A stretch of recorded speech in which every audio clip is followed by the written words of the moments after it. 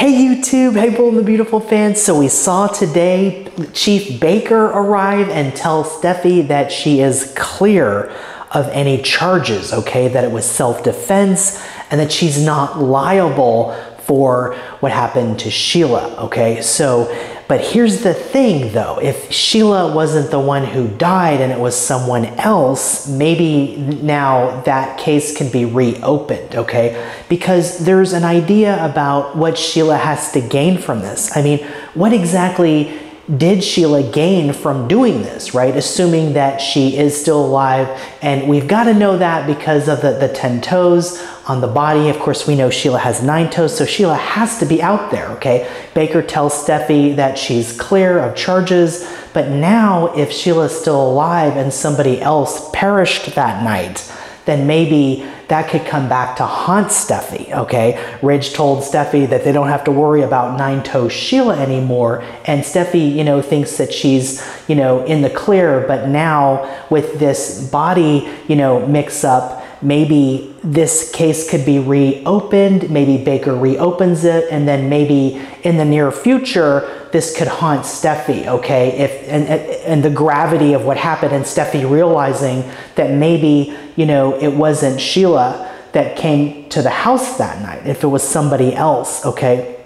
And then that's going to be on Steffy. So we'll see if you know, the detectives look into that or not, because of course, you know, with the body gone now, right, there's no way to prove it too, you know. And, you know, Deacon, of course, you know, believes that he saw 10 toes. We, the fans, we saw that. And, you know, Deacon, you know, thinks maybe his mind is playing tricks on him. And he asked Carl, you know, did you do anything to, you know, enhance, you know, the body and make it more presentable? Did you add a digit, right? Specifically a middle toe.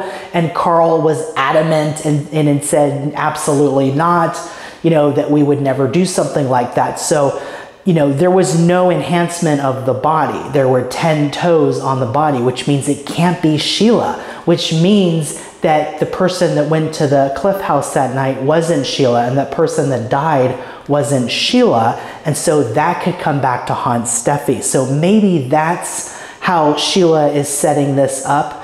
But if not, then you have to wonder what Sheila is gaining by doing this, right?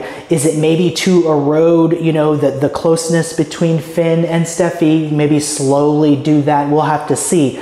But at some point, we're going to see Sheila again, right? And Deacon, of course, is going to try to, you know, convince Finn that she's still alive, and Finn's not going to believe him. Finn's going to think that maybe, you know, Deacon is just, you know, maybe overreacting to the emotional turmoil, but Finn's not going to believe Deacon, at least not yet, but it could be in the back of his mind, and it looks like Finn could share that theory with Steffy, and then Steffy might be thinking about, oh no, what if Sheila still is out there? Could, you know, this story isn't over yet. Steffy thinks it's over, but it's definitely not over yet, okay? And Deacon, you know, believes that he saw 10 toes. So this is going to be really interesting to see how Deacon goes about this, you know, who he tells. We know he's going to tell Finn. We'll see if he talks to other people, and we'll see when and if we see Sheila again soon. But it's going to be interesting. But what do you think? What do you think Sheila has to gain by doing this? And do you think it's going to come back to haunt Steffy?